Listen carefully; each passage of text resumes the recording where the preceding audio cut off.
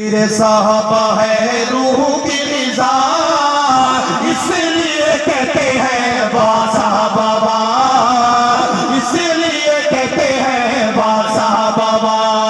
हाथ उठा के बा साहबा, बा साहबा, बा साहबा, बा साहबा। ओ साहबा को निकालिए, ईमान नहीं बचता। साहबा को निकालिए, ईमान नहीं बचता। कलमा नमाज कुरान नहीं बचता, कलमा नमाज कुरान नहीं बचता। उनसे है जुड़ी इस्लाम की बता, इसलिए कहते हैं। आखिर तक जो साथी खड़े हैं और दिल वाले लोग ये नारा लगाते हैं, आम आदमी आप नारा नहीं लगा सकते, जरा हाथ उठा के कहें सहाबा, हाथ उठा के सहाबा।